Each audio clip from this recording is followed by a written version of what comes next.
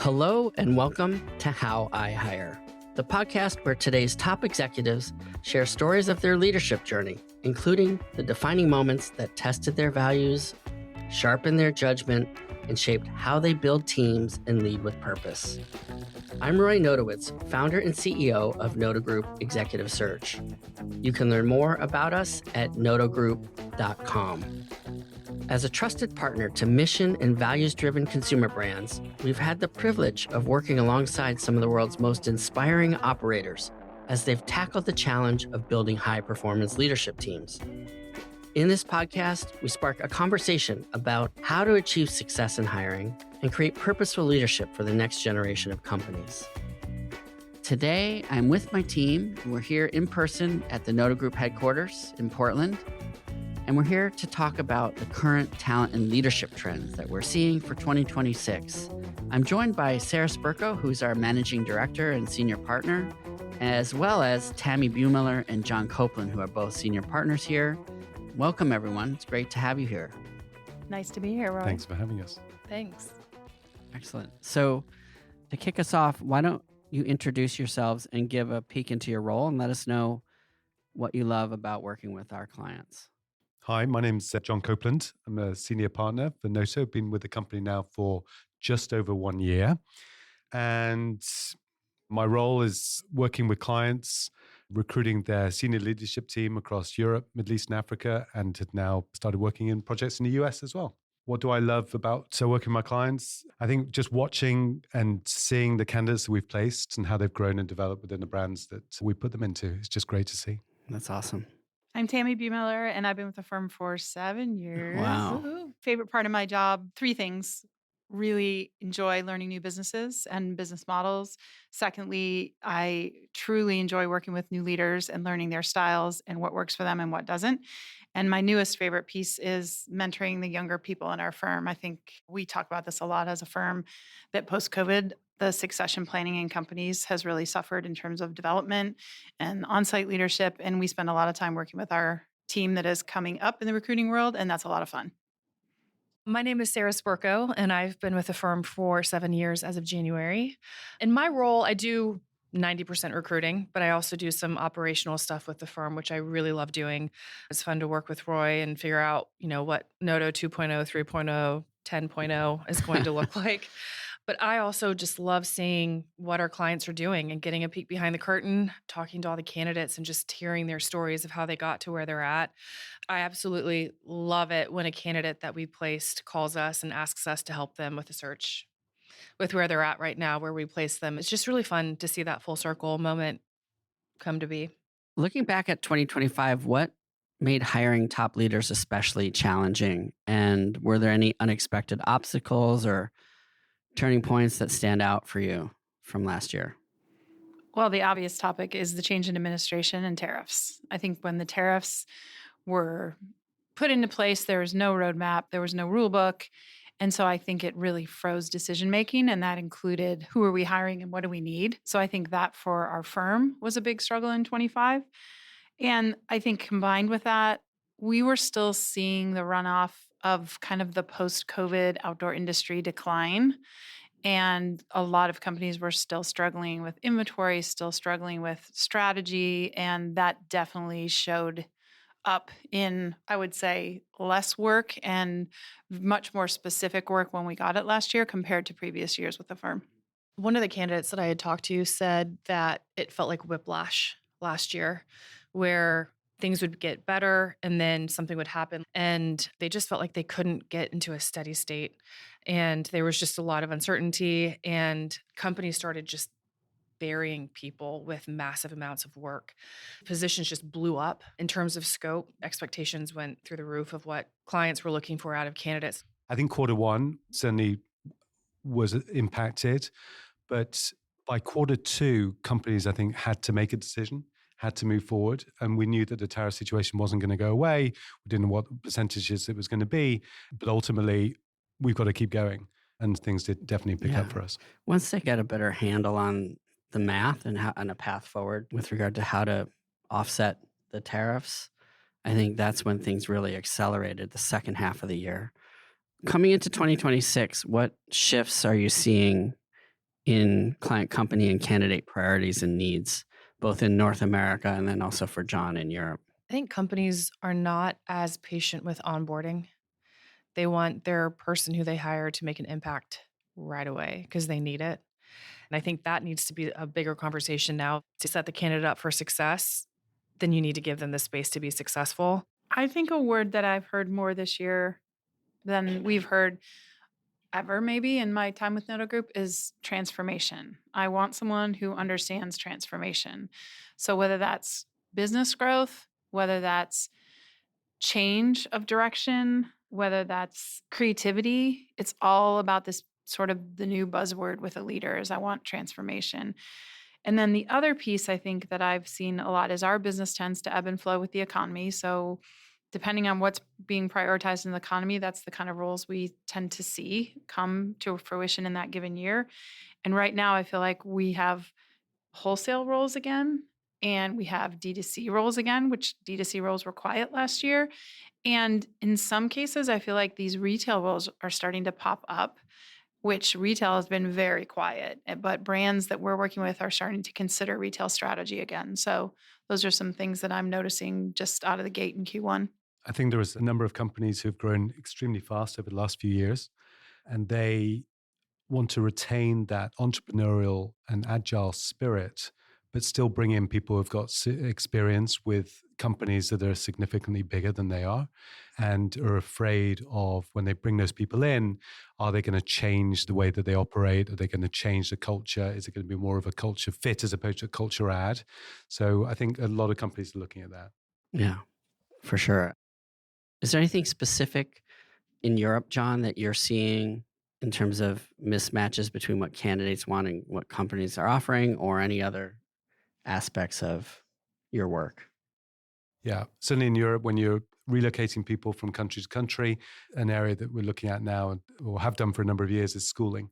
International schooling is really expensive. So that's something that clients are looking at potentially introducing as part of a package, which will help attract talent into the country.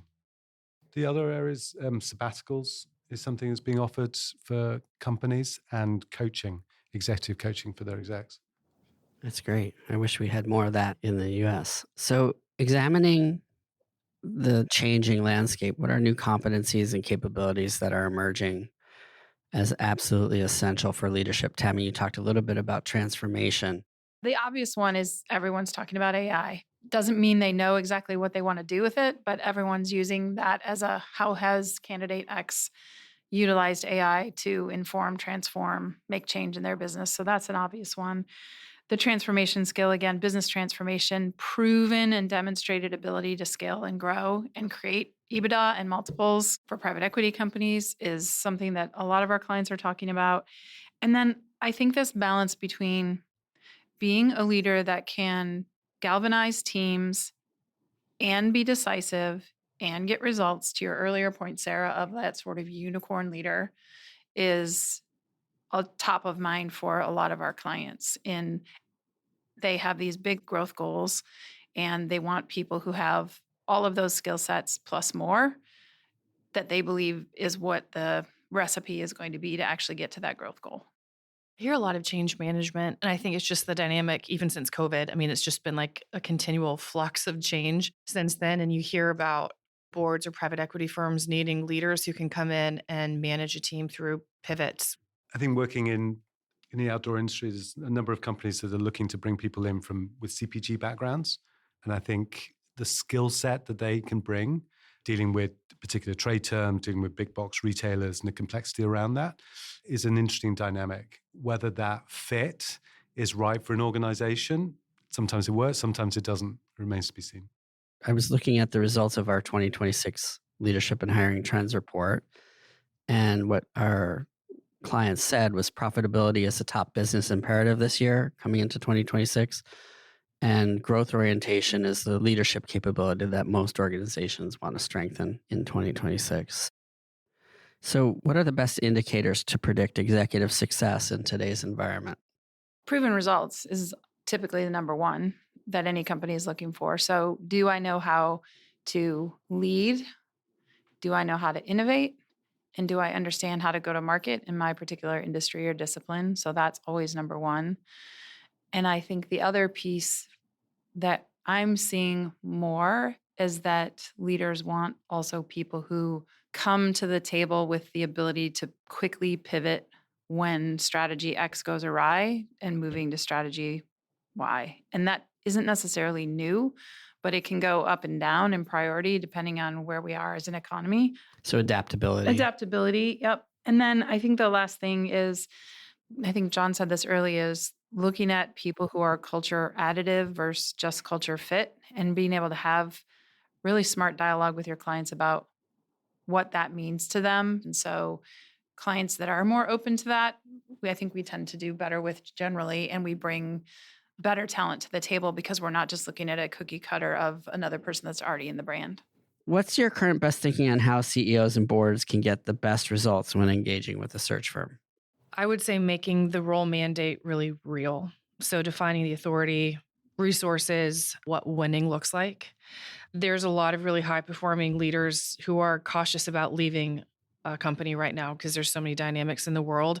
They need to know, they being the CEO, the board, they need to know what the opportunity is that they're providing a candidate and being able to sell it.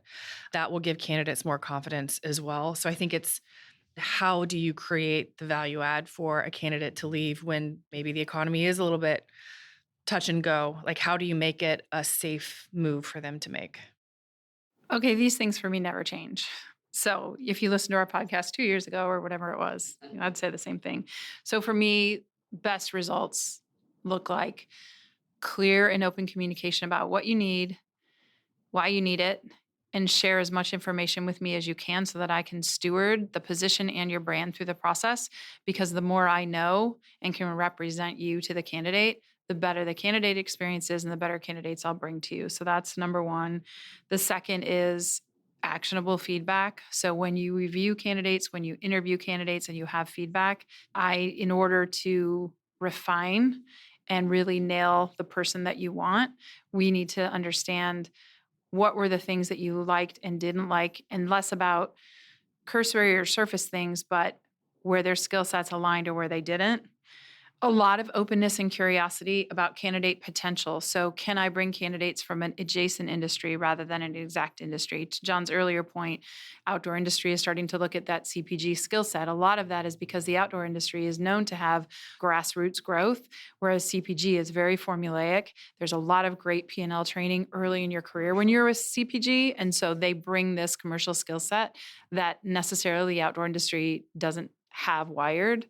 And then the last thing I would just say is, to Sarah's point, make sure that your process is well defined, fluent, and that it's got a timestamp on it. Because as you drag out candidate interview process with an executive team that is really hard to reach or get to, the candidate starts formulating opinions about how are decisions made within this company, because I've been interviewing for 3 months now and I still don't have an idea of how I fit into the mix. So having a really clear and defined process is pivotal and important to not only getting you the hire, but how the candidate perceives your brand. Candidates are interviewing you as well as you're interviewing them. The only thing I think I'd add to that is, for us, we want to be a true partner to the business and be an extension of your HR function, being fully conversant and understand what the drivers are behind the business. Interviewing, when you get a leadership team who are going to interview the candidate, make sure that they understand where are the areas they want to focus on. I've had lots of candidates come back to me and say, oh, I interviewed with about 7 people and pretty much most of the interviews were the same. And they asked me the same questions. You've got this candidate for 7 hours. So make sure that you're asking the right questions. Pick ones you want to focus on, pick on the competencies, and give one of your team 2 or 3 to focus on, and then spread it out, and then feedback so everybody knows what's going on. And I would just add to John's point for our clients to know out there, whoever's listening, we are always happy to help write those interview guides and help you organize that so that it takes pressure off your executive team, because it's not a surprise to us that your executives are busy. So we've got that skill set and we can really help organize that with and for you. So never hesitate to ask. And as important as the interview is the feedback loop then that you conduct with your executive team and making sure that that's timely and that there's an organized structure for that. So it's more about whether or not the candidate is bringing the skills and how you experienced each candidate against the skill set that we're hiring for. If you're not getting that feedback, it's not a complete cycle and it's not an effective process, and you likely will end up hiring the wrong person. A lot of people ask me, what exactly do you do at Noto Group? We partner with entrepreneurs, founders, executives, investors, and boards to help them build high-performance leadership teams that excel and endure. We've had the privilege of working with more than 250 leading brands, from early-stage innovators to global icons, and we've placed hundreds of executives along the way. As a certified B Corp since 2013 and proud 1% for the Planet member, it always starts with your mission and values and finding leaders who can bring those to life. If you're curious, you can find out more by visiting our website, notogroup.com. Thanks, and now let's get back to our episode. As we're coming in here to 2026, we're 2 months in, coming into the third month. So is 2026 shaping up to be a tougher or a smoother ride when it comes to filling executive roles, and why? I mean, we've started off really strong this year. I think all the things that we've discussed today still are in play and what clients are looking for and their expectations. So it's managing those. And that's our job, to manage effectively. If we're doing our job properly, hopefully we can advise our clients accordingly and make it a lot easier and smoother ride. We have the pay transparency coming into force in Europe, but it's something that you've experienced in the US for some time, and now it's going to come over to Europe in late on this year. So that's also something we've got to look at. How will that be received, do you think? Will it be easier for you or harder for you? I think that'll be harder. I think companies aren't ready. And in terms of pay gap between genders, that's got to be transparent as well. And then we've always been in a case of we'll look at somebody's experience and then we'll determine what we think they should be paid, as opposed to, okay, this role is 160,000. If somebody's paying 160,000, then that's what the job is worth. So getting around that mindset and thinking, okay, well, there's somebody there who's on 100,000 today. Do we take advantage of that person because they were potentially being paid less? Or do we see them as being, okay, they're coming into a role that is at 160,000? I'm seeing the whole back in office thing during COVID times. People moved to where they wanted to be. And a lot of our searches now, especially here in the US, are asking for candidates in office 3 to 4 days a week, which if you're in a not as big metropolitan area, that's requiring relocation for candidates. And there's a lot of people who still don't want to relocate. That's still going to be a tension, I think, for a long time, but it looks like companies are winning that tug of war a little bit. And that's just something clients need to understand. If you are going to require relocation in office, you are going to probably have to pay people a little bit more to incentivize them to uproot their family. I don't know if it's shaping up to be tougher or smoother, but I will say there's 2 different points that I'm running into that I don't feel like I've run into before. The whole, how we love to title things these days, the job hugging piece. And so there's definite job hugging with the state of the world and the economy and kind of the divisiveness that we're experiencing right now. And then I would say the second thing that's really new for me is I have had candidates inquire about political leanings of the brand before they enter the process. So some of the political landscape is showing up in who and how I want to work and with whom, and will I take a risk if they don't share my same, not value set as much, but sort of affiliation, lifestyle, political leanings. And that is a little newer for me. And I've had that a half dozen times maybe this year, and it's only Q1. So it's a little different. Interesting. Yeah. So we have seen in the results of our survey that the workplace arrangements have rebalanced a little bit. Some people are going more towards remote. I think that could be because of talent availability or being able to take advantage of talent in a broader geography. And we also saw an increase in office, which we defined as 4 to 5 days a week in the office. So any insights you have on that, given what you're seeing out there? I've had 2 scenarios recently. One where we were looking for a VP of sales position and the client really wanted the person on site. And it was not the most desirable location, and they ended up hiring someone who will eventually move there, but they decided the best talent is more important than location, which I think is usually probably a good place to land. And then I'm working with another client right now where a lot of their teams are still remote because they had that policy with COVID and they're not going to force people to come back. But with any new hire, the new hire has to be in the office. So they're starting to transition people back into the office. And there's no negotiation on that one because they want all of their senior leaders. So that would be senior director and above. They all have to be in office, whereas some of the more manager level don't have to be. So it's interesting to see how companies are trying to reconcile people who moved away. They don't want to lose that talent, but how do you get people back in office with that? So, how are compensation packages evolving, especially in private companies? I think I said before that companies now need to be a little bit more innovative in their approach, and not only the basic salaries and a bonus, but whether it's an LTIP, equity, and then also schooling, sabbaticals, coaching for their executive leaders, I think really do make a difference. I feel like in North America, compensation conversation has been a little flat over the last year. A couple of things that I've seen are candidates are much more interested in truly understanding an equity offer rather than just saying, we have equity. What does it mean? How does it pay out? What's the vesting period? What is the likelihood of a sale? They're much more invested in their due diligence, which I think is a good A thing. little bit more than napkin math. Yeah. And then the other thing is I've had many more candidates ask about severance when they're negotiating their deal. And I think the state of unrest in the US and business and acquisitions and CEO leadership changes, all of those things have made the candidates a little savvier around their upside protection when they take a new role. Candidates are also getting savvy about, okay, if I'm making an offer for $250,000 and a 40% bonus, the candidate wants to know, what is the track record of bonus paying out over the last 3 years? And that, when I first started with Noto Group, I did not have candidates inquire about that. So they're becoming a lot more savvy with compensation being less creative or maybe less elements. They're being more savvy about asking very specific questions around each element. Because a bonus structure that hasn't paid out in 5 years means nothing to me, especially if the salary was less than I thought it was going to be. I've had a lot of candidates ask me about PTO.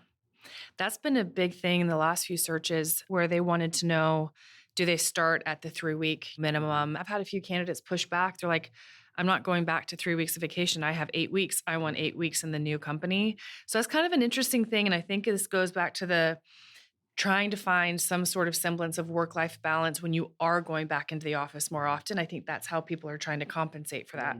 I feel like the paid time off and vacation is something that it's a little bit easier for companies to offer. It's not the worst thing for a candidate to ask for Yeah. in that sense. And I always encourage our clients to have one thing that you're willing to negotiate with a candidate because it puts the candidate in a little bit more of a driver's seat. But more importantly than the driver's seat, it builds trust right out of the gate. If I have something that's really important to me, if it's PTO or if it's bonus percentage or if it's, I don't know, education for my children, if you have something that you're willing to give, that bridge of trust happens right out of the gate and it builds loyalty. Yeah. It builds loyalty. And it can be little things too, just with consideration of the candidate and what their situation might be. Mm-hmm. So, do you perceive any shifts on how companies are thinking about or optimizing the hybrid and remote leader? With our client base, leadership is more often than not required to be in office. I would say an average of 4 for my clients this year, sometimes 3. And less enthusiasm around commuting executives because of the cost associated with commuting. And in some cases, our clients really want executives that are embedded in the community. Europe is still 2 to 3 days in the office. There is a bit of a push to go in for more, but generally speaking, it's 2 to 3 days. I think when the COVID boom ended, CEOs had to make really hard decisions around business results. And a very natural place for CEOs to go is pre-COVID, we were all in a room together and our results were this. Now we're not all in a room together, creating, innovating, ideating, whatever you want to call it. And so I'm going to use that as a lever to pull to see if I can get back to where I want. It's one lever, but I'm going to pull it. And some really savvy CEOs are seeing that the lack of development and succession planning within their company in a remote environment, it's really hard to teach what you need to teach around creativity and innovation and teamwork and hierarchy and all the things that are important. You just can't learn them over a Zoom screen. And so balancing the convenience of remote and in some cases best talent, because I might find the best talent in Alaska, who knows, but it doesn't replace what you learn when you sit in a meeting with leadership and you listen to the dialogue and you have someone mentoring you at your desk or saying, that was a great meeting. Here are 3 things that I might have done differently next time. You just don't, I think we're losing that. And so a lot of I think savvier CEOs are starting to see and feel that development, that succession is not as existent as it was before we all went remote in 2020. Yeah. Yeah, definitely harder for the younger generation.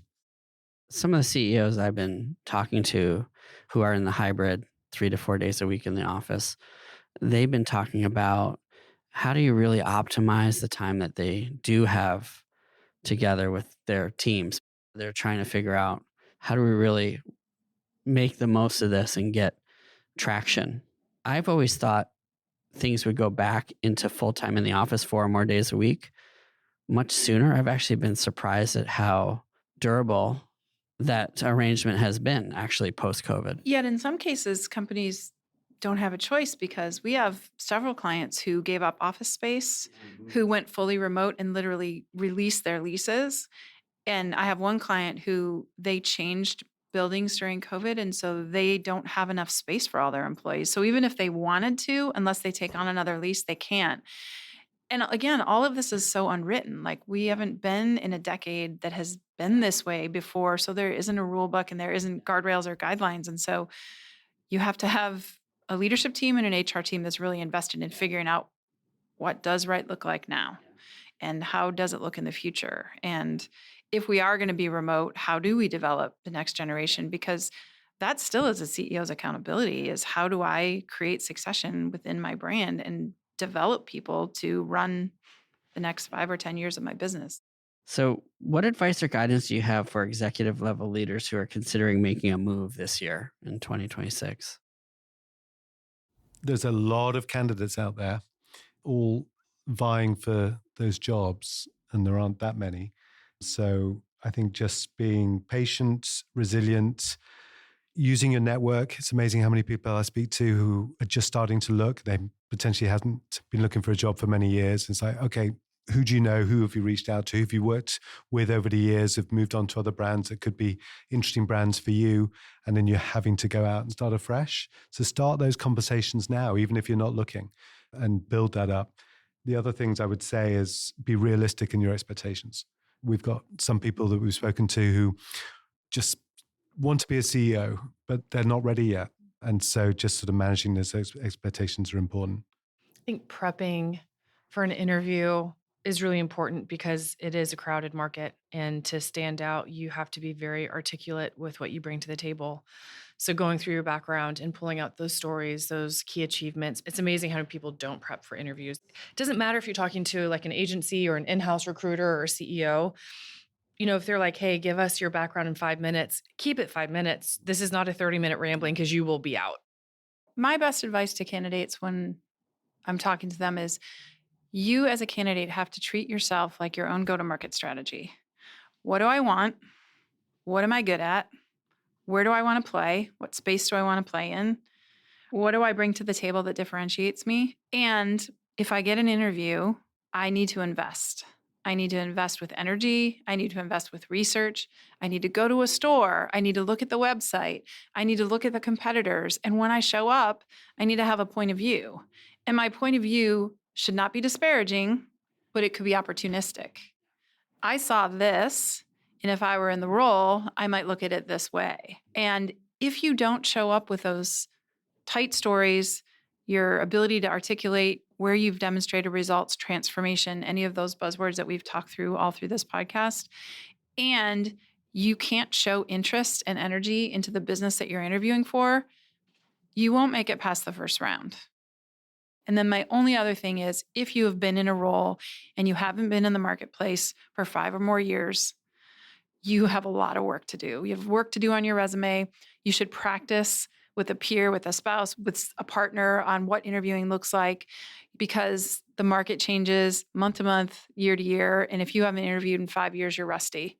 So make sure that you invest in yourself to be prepared for that interview, because you could be the perfect person for the job. But if you don't show up prepared, it won't matter if you're perfect or not. Consistency between a CV and LinkedIn is super Oh, important. It's a 100%. big 1000%. bugbear of Yes. mine. The client is going to look at both. 100%. They're going to go to LinkedIn first. Absolutely. The minute we say, I'm going to interview John Copeland for this job, he's going to your LinkedIn. And if your LinkedIn doesn't match your resume, immediate trust challenge, immediate skepticism, your LinkedIn should be your resume. And 100 recruiters will tell you 100 things, but I am telling you, the Noto Group knows best on this one. We do. I agree. Yeah.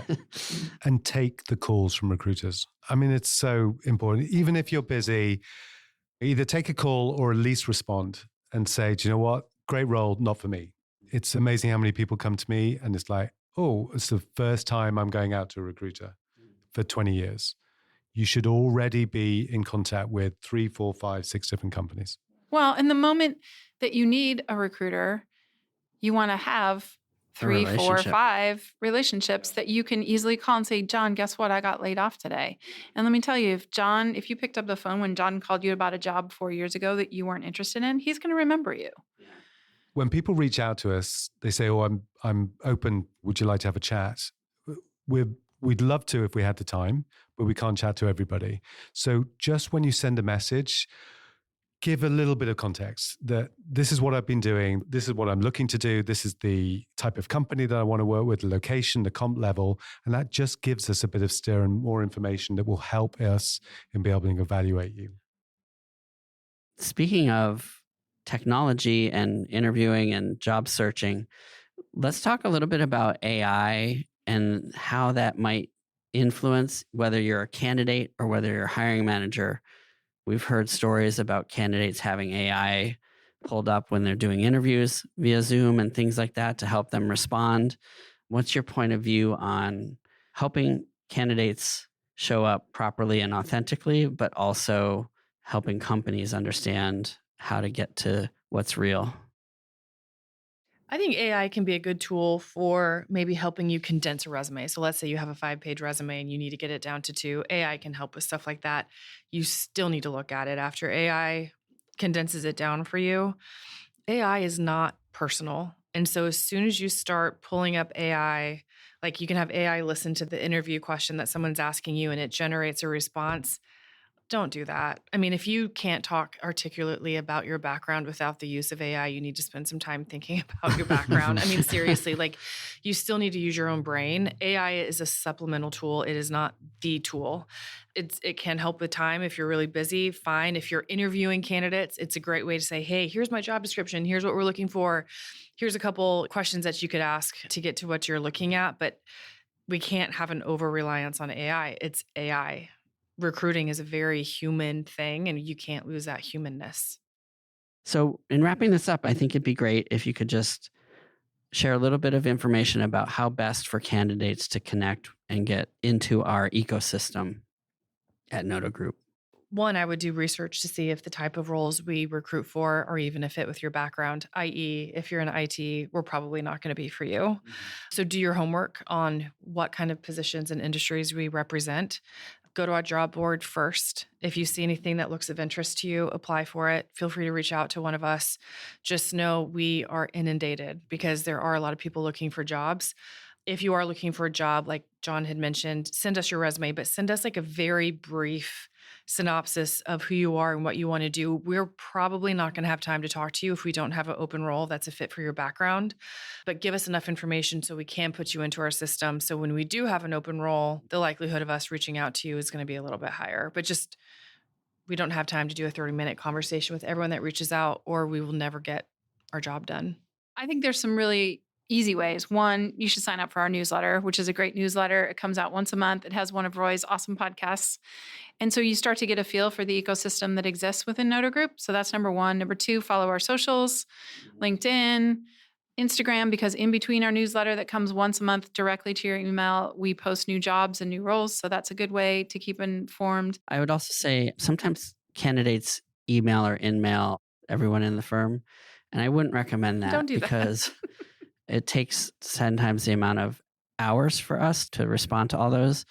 And so for efficiency's sake, just know that we work collaboratively internally, and reaching out to one of us is usually plenty.